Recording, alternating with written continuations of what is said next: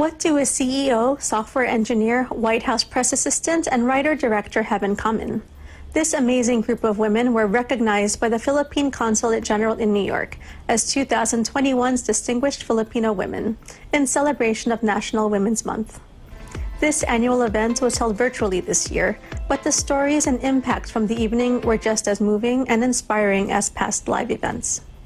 The honorees were Rechelle Balanzat, CEO and founder of Juliette; Kris Navarro, software engineer at Tumblr and part of the first class of Girls Who Code; Perez, press assistant at the White House; Diane Paragas, award-winning director and producer of the Filipino-American film Yellow Rose. And the panel was moderated by Emmy-nominated news anchor reporter at NBC 10 Boston and NECN, Joy Lim Nakrin. Among the topics discussed were their inspirations to go into their various fields, the different challenges they faced, and how they did not look like everyone else growing up. Grew up as a film fan. Throughout my whole youth and even into my young adulthood, I never saw any Filipinos on the big screen. I kept going after it because in my long career, I still never saw anyone like me. The panelists also offered messages for Filipino-American women coming from their own personal experiences. This idea of coalition and community is so powerful because whenever I have issues or imposter syndrome, and it doesn't matter whether you're a Filipino, an artist, or you're in STEM, I have a network that supports me. We all didn't get here without deciding to forge our own unique path. If there's something that you're interested in that seems very niche or that you don't see a lot of Filipino women in, don't let that keep you from doing it. You'll never know where you will end up. We see you and we're so excited for you.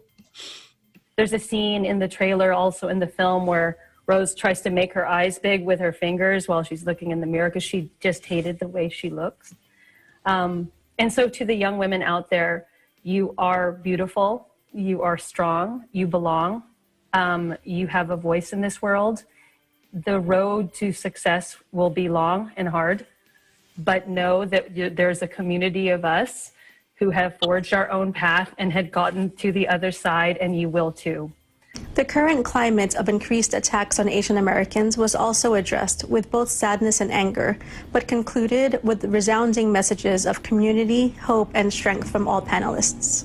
Filipinos have been here for centuries now. The first settlement in the United States was in the 1700s in Louisiana. That was the first Asian American settlement. Filipinos were there. We were here. We have been here. This has been, an awful thing. And I think it's important that, we maintain this sense of community, the sense of solidarity among Asian American women, Filipino women, and with other minorities. It's an important moment, do or die, for us to speak out and do something. Now more than ever is the time to really come together. Find your community and listen to the stories, and we are so nuanced and we have so many elements and we're multifaceted, and we have to work harder to find people that represent us because we are the minority, but it's work that's truly rewarding. The thing that I can do as being a member of the film community is to continue to make sure that our stories are told. It's a deeply disturbing time, and I'm definitely motivated to continue the hard work of getting representation. This distinguished group of women gives us hope for the future as long as we all continue to work together and for each other. In New York, Joanne Soriano, Eagle News. We live in interesting times.